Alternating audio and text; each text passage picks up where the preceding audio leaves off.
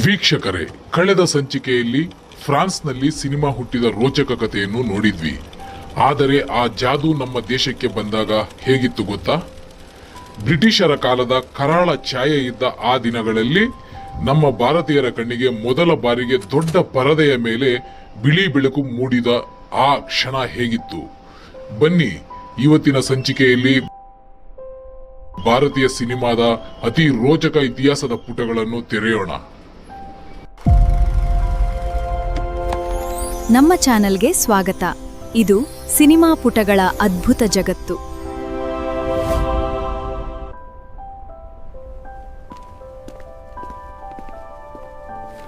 ಇತಿಹಾಸದ ವಿಡಿಯೋಗೆ ಸ್ವಾಗತ.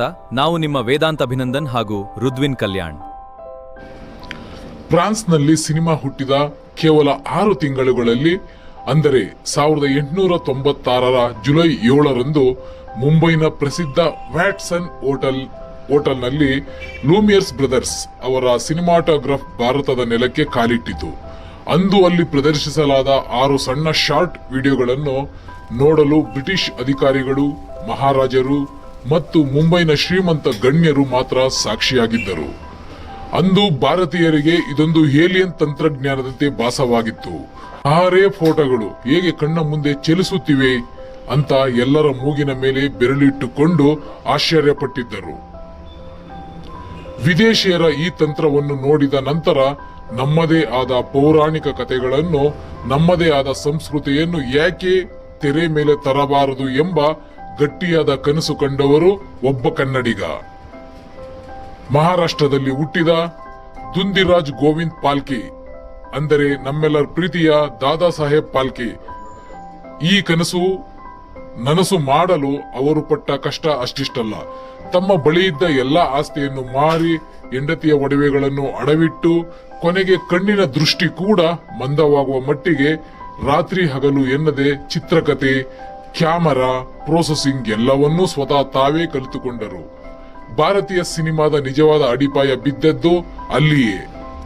ಬ್ರಿಟಿಷರ ಆಳ್ವಿಕೆಯಲ್ಲೂ ಸಹ ನಮ್ಮ ಕನ್ನಡಿಗ ದಾದಾ ಸಾಹೇಬ್ ಪಾಲ್ಕೆ ರಾಜ ಹರಿಶ್ಚಂದ್ರ ಎಂಬ ಒಂದು ಮೂಕಿ ಚಿತ್ರವನ್ನು ಸ್ಟಾರ್ಟ್ ಮಾಡೇ ಬಿಟ್ಟರು.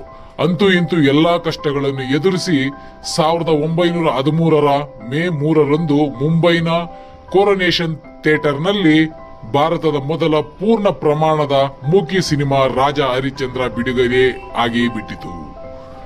ಅಂದು ಥಿಯೇಟರ್ ಮುಂದೆ ಜನಸಾಗರವೇ ಹರಿದು ಬಂದಿತ್ತು. ವಿಶೇಷವೆಂದರೆ ಆ ಕಾಲದಲ್ಲಿ ಮಹಿಳೆಯರು ಸಿನಿಮಾದಲ್ಲಿ ನಟಿಸಲು ಮುಂದೆ ಬಾರದ ಕಾರಣ ಲೋಹಿತ್ ಆಶ್ವಾ ಪಾತ್ರಕ್ಕೆ ಒಬ್ಬ ಹುಡುಗನನ್ನು ಮತ್ತು ತಾರಾಮತಿ ಪಾತ್ರಕ್ಕೆ ಅಣ್ಣಾ ಸಾಲುಂಕೆ ಎಂಬ ಪುರುಷ ನಟನನ್ನೇ ಹೆಣ್ಣಿನ ವೇಷದಲ್ಲಿ ನಟಿಸುವಂತೆ ಮಾಡಲಾಗಿತ್ತು. ಯಾವುದೇ ಧ್ವನಿ ಅಥವಾ ಡೈಲಾಗ್ ಇಲ್ಲದಿದ್ದರೂ ಕೇವಲ ಹಾವಭಾವಗಳ ಮೂಲಕವೇ ಆ ಸಿನಿಮಾ ಜನರ ಮನಸ್ಸನ್ನು ಸೂರೆಗೊಂಡಿತ್ತು. ಅತಿ ದೊಡ್ಡ ಹಿಟ್ ಲಿಸ್ಟ್ಗೆ ಸೇರಿಕೊಂಡಿತ್ತು. ಹೀಗೆ ಮೂಕಿ ಚಿತ್ರಗಳೊಂದಿಗೆ ಆರಂಭವಾದ ಭಾರತೀಯ ಸಿನಿಮಾ ಮುಂದೆ ಮಾತನಾಡುವುದನ್ನು ಕಲಿತುಕೊಂಡಿತ್ತು.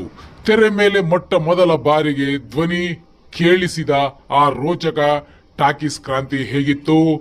ಅಲಂ ಅರಾ ಚಿತ್ರದ ಹಿಂದೆ ನಡೆದ ಐ ಡ್ರಾಮಾ ಏನು? ಮುಂದಿನ ಸಂಚಿಕೆಯಲ್ಲಿ ನೋಡೋಣ. ಈ ವಿಡಿಯೋ ನಿಮಗೆ ಇಷ್ಟವಾಗಿದ್ದರೆ ನಿಮ್ಮ ಸ್ನೇಹಿತರೊಂದಿಗೆ ಶೇರ್ ಮಾಡಿ, ತಪ್ಪದೇ ಸಬ್ಸ್ಕ್ರೈಬ್ ಮಾಡಿ.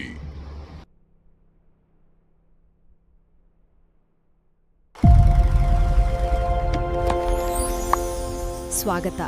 ಇದು ಸಿನಿಮಾ ಪುಟಗಳ ಅದ್ಭುತ ಜಗತ್ತು.